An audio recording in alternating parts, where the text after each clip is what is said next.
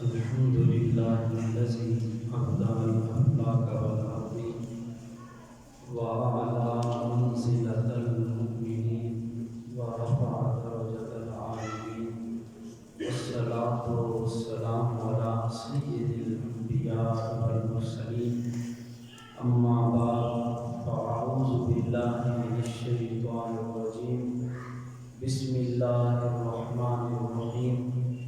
من كان يريد الحياة الدنيا وزينتها نوفي إليهم أعمالهم فيها وهم فيها لا يبخسون. أولئك الذين ليس لهم في الآخرة. صدق الله مولانا العظيم. إن الله وملائكته يصلون على النبي يا أيها الذين آمنوا صلوا عليه وسلموا تسلیما. بآواز بلند مل کے محبت، عقیدت، ادب اور احترام کے ساتھ مل کے پڑھیں الصلاۃ والسلام علی سیدی یا رسول اللہ، الصلاۃ والسلام علیک یا سیدی یا حبیب اللہ، الصلاۃ والسلام علیک یا سیدی یا رحمۃ للعالمین وعلی آلک واصحابک یا خاتم النبیین. احباب وقار، آپ نے گندم کے ساتھ مٹی کے ڈھیروں کو دیکھا ہوگا کہ گندم کے ساتھ کبھی کبھی مٹی کے ڈھیرے شامل ہوتے ہیں، اور اگر وہ مٹی کے ڈھیرے زہر ہیں تو پھر یا تو بیچنے والا خود نکال کر ان کو باہر پھینک دیتا ہے، یا پھر خریدنے والے کو جب نظر آئیں تو پھر وہ باہر اٹھا کر پھینک دیتا ہے. اگر وہ نظر نہ آئیں، پوشیدہ رہیں، تو پھر نہ بیچنے والا نکالتا ہے نہ خریدنے والا باہر نکالتا ہے. یہی معاملہ انسان کے اخلاص کا ہے. اگر انسان اللہ رب العزت کی رضا کے لیے اپنے عمل کو پوشیدہ رکھے تو پھر نہ شیطانی اثرات اس تک پہنچتے ہیں نہ انسانی اثرات اس تک پہنچتے ہیں. وہ عمل خالص رہتا ہے اللہ اور اس کے بندے کے درمیان، اور پھر اللہ تعالیٰ بھی اس کی حفاظت کرتا ہے، اور پھر فرشتوں کے ذریعے سے بھی ان کی حفاظت کرائی جاتی ہے. اگر بندہ اعمال صالحہ کر کے ان کو زہر کر دے، یا تو پھر خود دنیا ہی اس ریاکار کو باہر پھینک دیتی ہے. اگر دنیا سے بچاؤ ہو جائے کہ لوگ اس کو نیک پرہیزگار سمجھیں، لیکن اللہ رب العزت کی بارگاہ کے اندر اس کی کوئی قدر و قیمت نہیں رہتی ہے. بخاری شریف میں حدیث ہے، حضرت سیدنا ابو ہریرہ رضی اللہ تعالیٰ عنہ مسجد نبوی کے اندر اپنا حلقہ درس، حلقہ حدیث کو لگا کر بیٹھے تھے. کافی لوگ مجتمع ہو کر اجتماع کی صورت میں آپ کے حلقہ درس کے اندر موجود تھے. تو ایک شخص مسافر دور سے آیا، اس نے دیکھا حلقہ بنا کر لوگ بیٹھے ہیں. نام ان کا اشکی شفیع الاصبہی ہے. لوگوں سے پوچھتا ہے یہ کون شخص ہے کہ جس کے ارد گرد ظلموں کی صورت میں لوگ جمع ہیں. انہوں نے کہا کہ جناب سیدنا ابو ہریرہ رضی اللہ تعالیٰ عنہ حافظ الحدیث ہیں، لوگ ان سے حدیث کا درس لے رہے ہیں. آپ بیٹھے رہے، وہ لوگ لوگوں کو درس دیتے رہے. جب لوگ چلے گئے تو آپ ان کے قریب ہوئے اور فرمایا میں آپ سے خلوت کے اندر کچھ باتیں کرنا چاہتا ہوں. سلسلہ گفتگو بڑھا اور وہ آدمی کہتا ہے کہ حضور میں آپ سے وہ حدیث سننا چاہتا ہوں جو آپ نے سرکار سے براہ راست سنی ہو اور اس کی پوری آپ کو سمجھ ہو اس حدیث کی. تو سیدنا ابو ہریرہ رضی اللہ تعالیٰ عنہ نے جب سنا فرمایا میں ایسی حدیث آپ کو سنا رہا ہوں جو میں نے براہ راست سرکار سے سنی ہے، اس میں کوئی واسطہ نہیں اور پورا میں نے سمجھا ہے. آپ اس حدیث کو شروع کرنے لگے، جو ہی الفاظ زبان پہ آئے، ابھی آپ کے عقل کے اندر وہ ذہن کے الفاظ محفوظ تھے، زبان پہ جو ہی آئے تو آپ میں بے ہوشی طاری ہوئی. دوبارہ شروع کیا، پھر بے ہوشی طاری، حتیٰ کہ 3 مرتبہ اس حدیث کو شروع کرنے لگے، تیسری مرتبہ رو کر آپ نے حدیث بیان فرمایا کہ اللہ رب العزت کی بارگاہ میں قیامت کے دن ایک سخی پیش ہوگا اور اللہ تعالیٰ اس کے لیے فیصلہ فرمائے گا اس بندے کو جہنم میں ڈال دو۔ وہ عرض کرے گا یا اللہ میں تو بڑا دنیا کے اندر سخی تھا، تیرے نام پہ میں نے اتنی سب کچھ لٹا دیا، قربان کیا، آج تو میرے ساتھ یہ معاملہ فرما رہا ہے۔ اللہ تعالیٰ فرمائے گا کیا یہ مال میں نے نہیں دیا تھا؟ مولا تو نہیں دیا تھا؟ تو فرمایا کیا تو اپنے ضمیر سے نہیں پوچھتا تو نے یہ مال کیوں خرچ کیا تھا؟ اس لیے کہ لوگ تجھے سخی کہیں، اس لیے کہ لوگ تجھے کہیں کہ بڑا جو ہے اللہ کے راستے میں خرچ کرنے والا ہے۔ پر میں تو نے جس مقصد کے لیے خرچ کیا تھا وہ تو نے مقصد پا لیا، میرے دربار کے اندر اس کی کوئی قدر و قیمت نہیں ہے۔ پر میں اسی طرح جو ہے وہ اللہ کی بارگاہ کے اندر عالم اور قاری پیش ہوں گے، ان کو اللہ تعالیٰ نہیں فرمائے گا تم اس لیے خدمت دین کرتے رہے کہ تمہاری واہ ہو اور لوگوں کے آپ تمہارا نام بنے، وہ تم نے حاصل کر لیا، کما لیا، میرے حضور اس کا کوئی قدر اور کوئی قیمت میرے حضور اس عمل کی نہیں ہے۔ حتیٰ کہ شہید آئے گا یا اللہ انسان کو جان بڑی پیاری ہوتی ہے، میں نے وہ بھی تیرے نام پہ لٹا دی، سب کچھ تیرے نام پہ خرچ کیا۔ اللہ فرمائے گا تو جھوٹ بولتا ہے، تو نے اس لیے خرچ کیا تھا کہ لوگ تجھے جو ہے بہادر کہیں، وہ تجھے کہہ دیا گیا اور میرے حضور اس کا کوئی مقام اور اس عمل کی کوئی جو ہے وہ جزا نہیں ہے۔ تو اس کو قرآن کہتا ہے من کان یرید الحیات الدنیا وزینتہا، من کان یرید الحیات الدنیا وزینتہا، کہ جس نے دنیاوی زندگی کا ارادہ کیا، دنیاوی زندگی کی زینت کو چاہا، فرمایا نوفی الیہم اعمالہم، ہم پورا اس کو اجر دیں گے۔ جس نے جو عمل جس نیت کے ساتھ کیا، اعتقادکم ینفعکم، تمہارے اعتقاد تمہیں نفع دیتے ہیں، تم نے عمل اس لیے کیا کہ دنیا سنور جائے، دنیا کی زینت کے لیے، دنیا کی خواہش کے لیے جو تم نے عمل کیا، فرمایا ہم قدردان ہیں عمل کے، نوفی الیہم اعمالہم، ہم تم کو اس کا پورا اجر دیں گے، وہم فیہا لا یبخسون، اس میں سے ہم کوئی کمی نہیں کریں گے، پورا اجر دیں گے۔ لیکن یاد رکھنا اولئک الذین لیس لہم فی الآخرۃ الا النار، آخرت میں ایسے لوگوں کا کوئی حصہ نہیں ہے جنہوں نے دنیا کی تمنا رکھی، دنیا کی خواہش رکھی، جو بھی عمل کرتے رہے فقط دنیاوی زندگی کی نمود و نمائش کے لیے، دنیاوی زندگی کو بنانے کی خاطر، فرمایا ہم قدردان ہیں انسان کے اعمال کے۔ کافر بھی عمل کرے تو ہم اس کی محنت کو بھی رائگاں نہیں کرتے، تو یہ تو بندہ مومن ہے، لیکن جو نظریہ رکھ کے کام کرتا ہے ہم اسی کے مطابق اس کو جزا دیتے ہیں۔ اگر آخرت کی نیت نہیں تھی، اللہ کی رضا کی نیت نہیں تھی، وَحَبِطَ مَا صَنَعُوا فِيهَا وَبَاطِلٌ مَا كَانُوا يَعْمَلُونَ، فرمایا لیکن ہم آخرت کے اندر اس کے عمل کو ضائع کر دیں گے، برباد کر دیں گے۔ ہمارے ہاں جو قیمت ہے وہ خلوص کی ہے، اخلاص کی ہے، مخلص آدمی کی قیمت ہے، اسی کی قدر ہے۔ اور اسی وجہ سے قرآن کریم میں دوسرے مقام پہ ارشاد فرمایا جو میرے مخلص بندے ہیں ان پہ شیطان کا داؤ نہیں چلتا۔ آج ہر بندہ یہ چاہتا ہے کہ یار نیک اعمال کے اندر مجھے دوام کیوں نہیں ملتا، ہمیشگی کیوں نصیب نہیں ہوتی، نفس کا علیحدہ حملہ ہے، شیطان کا علیحدہ حملہ ہے۔ تو قرآن نے یہ بیان کیا الا عبادک منہم المخلصین، فرمایا جو میرے مخلص بندے ہوں گے، جو اخلاص والے لوگ ہوں گے، جو اخلاص کے پیکر ہوں گے، ان پہ شیطان کا حملہ کبھی نہیں چلے گا۔ وہ اللہ کی نگاہوں میں، وہ رب کی حفاظت میں ہوں گے، وہ رب کی نگرانی میں ہوں گے، ان پہ اللہ تعالیٰ کی نگرانی ہوتی ہے، شیطان کا ان پہ حملہ نہیں چلتا۔ اس لیے جب شیطان نے کہا تھا لَأُغْوِيَنَّهُمْ أَجْمَعِينَ، اے اللہ اگر تو مجھے اپنی نیابت نہیں دیتا، آدم علیہ السلام کو عزت دے رہا ہے، میں تیرے بندوں کو گمراہ کروں گا، تیرے بندوں کو راستے سے ہٹاؤں گا۔ تو اللہ نے کیا فرمایا الا عبادی، مگر جو میرے بندے ہوں گے ان پہ تیرا کوئی داؤ نہیں چلے گا۔ یعنی مخلصین وہ اللہ تعالیٰ کی نگرانی میں آ جاتے ہیں۔ اخلاص کی اتنی پاور ہے، اتنی طاقت ہے، روایات میں ملتا ہے اللہ کا ایک مقبول بندہ عبادت کے اندر مصروف تھا، کچھ لوگ اس کے پاس پہنچے اور کہنے لگے حضور آپ تو عبادت کے اندر مصروف ہیں اور فلاں مقام پہ لوگ درخت کی پوجا کر رہے ہیں، اس کو سجدے کر رہے ہیں۔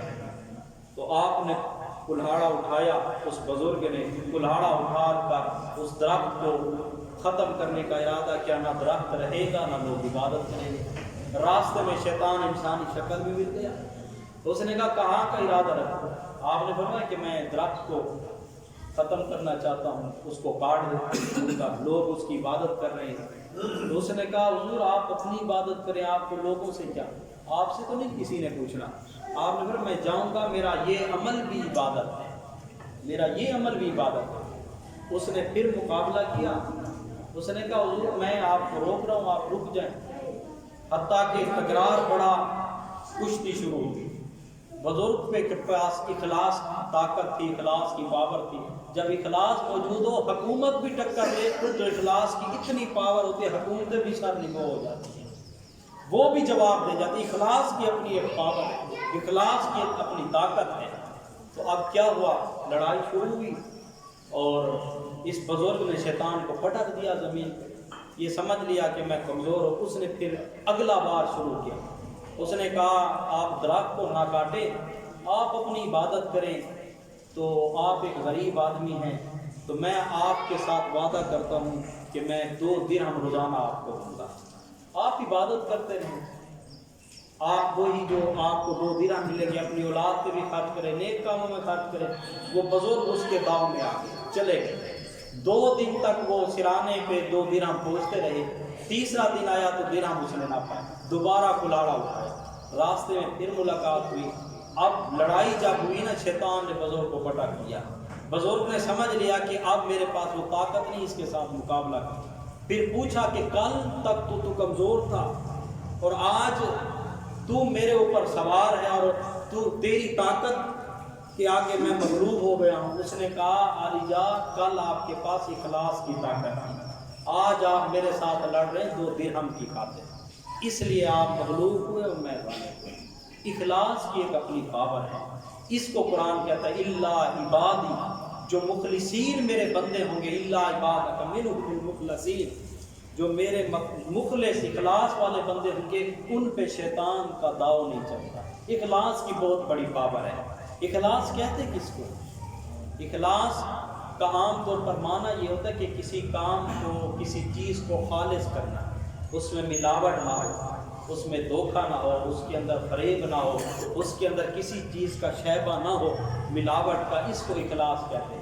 اور کسی بزرگ سے جب پوچھا گیا تو اس نے اپنے سادہ انداز میں اخلاص کی تعریف سمجھائی، فرمایا بیٹے اخلاص کہتے ہیں کہ انسان کی دائمی نظر اللہ کی طرف ہے، ہمیشہ اللہ کی طرف اپنی نگاہیں رکھے، اپنا ہر عمل اسی کو دکھائے، اسی کو سنائے، اسی کے لیے کر کے دکھائے اور مخلوق کو بھول جائے، مخلوق کو بھول جائے، نہ مخلوق کو سنائے نہ دکھائے، نہ مخلوق کے سامنے کر کے کوئی عمل۔ فرمایا مخلوق کو بھول جائے اپنے ہر عمل کے اندر۔ کیوں؟ فرمایا اس لیے مخلوق کو راضی کیا جاتا ہے دکھانے سے، سنانے سے، اور مخلوق کو راضی کیا جا سکتا ہے میل جول کرنے سے۔ فرمایا مگر رب راضی ہوتا ہے تنہائی کے اندر، رب کو منایا جاتا ہے گڑ گڑا کر، رب کو منایا جاتا ہے خلوتوں کے اندر۔ مخلوق راضی ہوتی ہے جلوتوں سے، رب راضی ہوتا ہے خلوتوں سے۔ رات کے آخری پہر میں اٹھ کر گڑ گڑا کے اللہ کے حضور رب کو یوں منایا جاتا ہے تنہائیوں میں۔ رب جلوتوں سے نہیں مانتا، خلوتوں سے مانا جاتا ہے۔ خالق کو راضی کرے تنہائی سے، یہ اخلاص ہے۔ یہ اخلاص مخلصین جس کو فرمایا گیا ہے۔ اور مخلص کی پہچان کیا ہے؟ پوچھا گیا حضور مخلص کی پہچان کیا ہے، نشانی کیا ہے؟ فرمایا مخلص کی پہچان یہ ہے کہ جب وہ نیک عمل کرے تو نیک عمل کرنے پہ لوگ اس کی تعریف کریں یا اس کی مذمت کریں، اس کے نزدیک دونوں برابر ہیں۔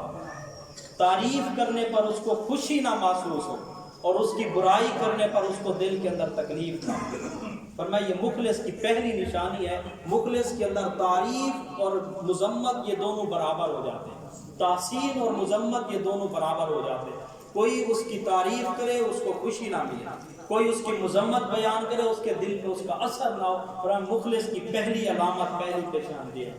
اور دوسری پہچان یہ ہے کہ نیک عمل کرنے پر ثواب کی طلب کو بھول جاتا ہے، ثواب کی طلب ہی نہیں رکھتا، ثواب کی طرف نظر ہی نہیں رکھتا۔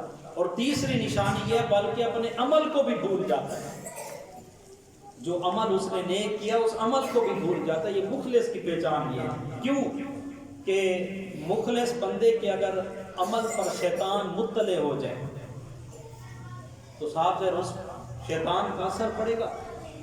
مخلص کے عمل کے اندر اس کا ہر داؤ ہے، ہر طرح سے وار کرتا ہے، مخلص بھی کرتا ہے۔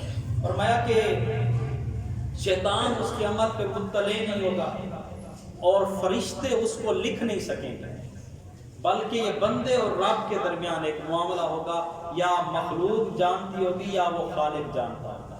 یعنی وہ عمل کرنے والا انسان وہ جانتا ہوگا یا میرے رب کو پتا ہوگا اس نے کیا کیا۔ اور اخلاص کے کچھ منافی اعمال ہوتے ہیں۔ اخلاص کے، میں نے کہا کہ اخلاص کہتے ہیں کہ انسان کے عمل میں ملاوٹ نہ ہو، کھوٹ نہ ہو، فریب نہ ہو انسان کے عمل کے اندر۔ مثال کے طور پر آپ نے غسل کیا جمعہ کے دن، اس کے اندر سنت کی نیت ہو کہ جمعہ والے دن غسل کرنا سرکار کی سنت ہے، اس کے اندر گرمیوں کے اندر یہ نیت نہ ہو کہ میں نے بدن کو ٹھنڈا کرنا ہے، یہ ملاوٹ ہو گئی۔ اور آپ نماز پڑھتے ہیں، نماز کے اندر ورزش کی نیت نہ ہو کہ یہ میری ورزش ہو جائے گی کہ رکوع میں جاؤں گا، سجدے کے اندر جاؤں گا، یہ اٹھنا بیٹھنا یہ ورزش ہے۔ اگر یہ ساتھ نیت ہو جاتے یہ ملاوٹ ہو گیا آپ کے عمل کے اندر۔ روزے کے اندر ڈائٹنگ کی نیت نہ ہو کہ میں روزہ رکھوں گا تو یہ ایک ڈائٹ ہے، صحت کے لیے ضروری ہے، تو اس نیت سے اگر روزہ رکھیں گے تو پھر وہ ملاوٹ ہو گئی، اخلاص نہیں رہے گا۔ جہاد کے اندر جو ہے وہ بہادری اور شجاعت کی نیت نہ ہو کہ میں بہادری اور شجاعت کے جوہر دکھاؤں گا، اگر یہ چیز آ گئی تو پھر وہ اخلاص نہ رہا۔ الغرض یعنی جتنی بھی انسان کے اعمال ہیں تو ان کے اندر اخلاص یعنی کوئی اور چیز کی ملاوٹ نہ ہو۔ آپ نماز پڑھتے ہیں، جب نماز کے اندر آپ تلاوت کرتے ہیں نا، اگر ہمارے ہاں تو مروجہ یہی طریقہ ہے، ہماری زبان پڑھتی ہے اور کان سنتے ہیں۔ امام غزالی رحمۃ اللہ علیہ نے فرمایا تھا اگر تمہاری زبان پڑھے گی تو تمہارے کان سنیں گے، اگر تلاوت تمہارا دماغ کرے گا تو تمہارا دماغ سنے گا۔ دماغ کی تلاوت کیا ہے؟ یعنی معانی پر تراجم پہ غور رکھ کے آیات کی تلاوت کرو گے کہ دوسرے کا دماغ سنے گا اور آپ کا بھی دماغ سنے گا۔ اگر آپ کی روح تلاوت کرے گی تو آپ کی روح سنے گی، اور دوسرے کو جب تلاوت سنا رہے ہوں گے تو اس کی روح سنے گی۔ اگر آپ کا قلب تلاوت کرے گا تو پھر قلب بھی تلاوت کو سنے گا۔ یہ معاملہ ہے اخلاص کا۔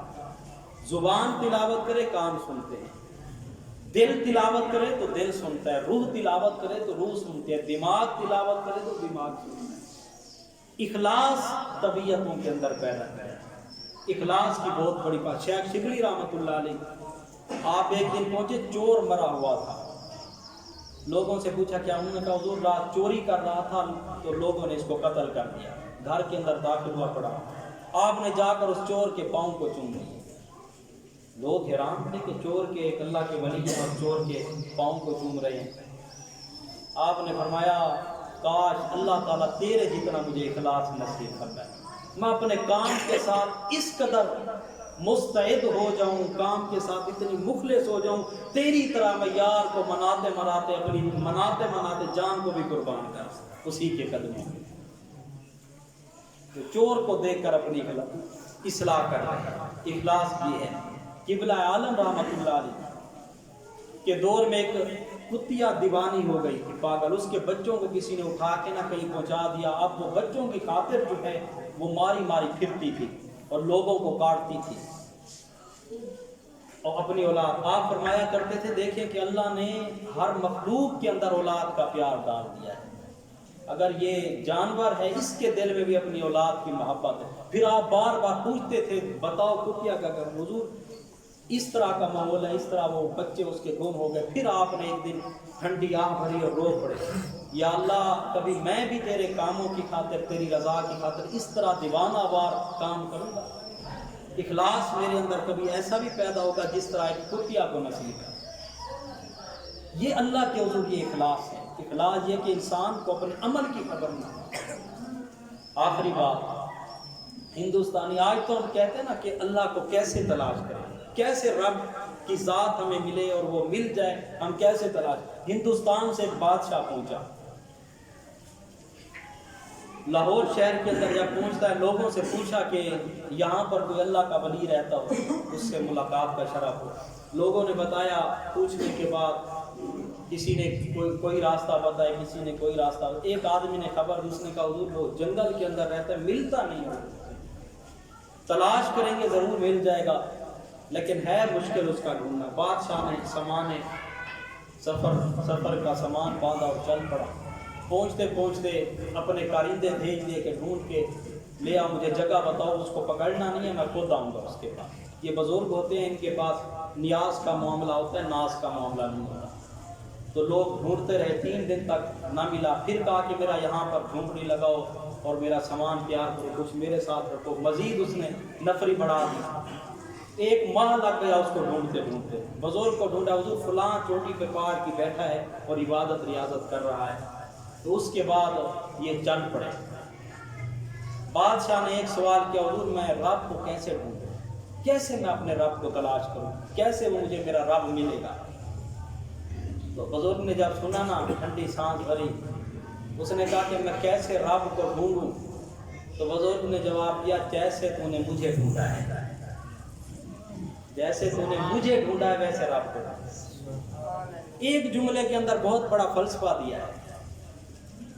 فرمایا جیسے تو نے مجھے ڈھونڈا ہے ایسے رب کو ڈھونڈ، تجھے وہ مل جائے گا۔ اسی کو قرآن کہتا ہے، والذین جاہدوا فینا لنہدینہم سبلنا۔ فرمایا جو ہمارے راستے کے اندر ہمیں تلاش کرنے کے لیے نکل پڑتے ہیں، کوشش میں لگ جاتے ہیں، سبلنا، سبیلنا نہیں آیا کہ ایک راستہ دیتے ہیں، سبلنا ہم کئی راستے اس کو دکھا دیتے ہیں، راستے کے اندر کئی معاملات اس کو بطور انعام دے دیتے ہیں، لیکن اس کی نظر ان انعامات پہ نہیں پڑتی۔ وہ کہتے ہیں مولا میری نظر آگے ہے، میری منزل آگے ہے، میں نے پہنچنا وہاں تک، یہ انعامات تیری مرضی دے یا نہ دے، ملے یا نہ ملے۔ ٹھیک ہے، وہ کہتے ہیں کہ نماز میں لذت ملے یا نہ ملے، ہم نے تو اسی کی رضا کے لیے کرنا ہے۔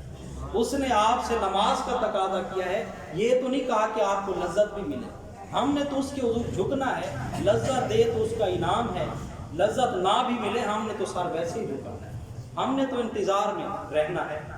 فقیر جو ہوتا ہے نا، درویش، وہ انتظار میں بیٹھا رہتا ہے، کریم کا کب کرم ہوگا، وہ جھولی پھیلا کے بیٹھا رہتا ہے، یا اللہ اب تیری مرضی، میں تو تیری دہلیز پہ آ گیا، تیری چوکھٹ پہ آ گیا، دے دے گا تو تیرا کرم ہوگا، نہیں دے گا تو چوکھٹ کو چھوڑ کر میں بھاگنے والا ہوں۔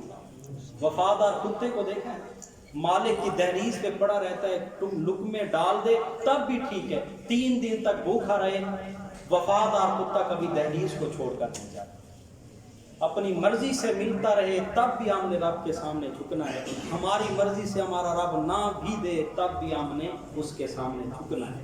اللہ تعالیٰ مجھے اور آپ کو اخلاص کی نعمت، اخلاص کی دولت سے پیدا کرے۔ وآخر دعوانا الحمدللہ۔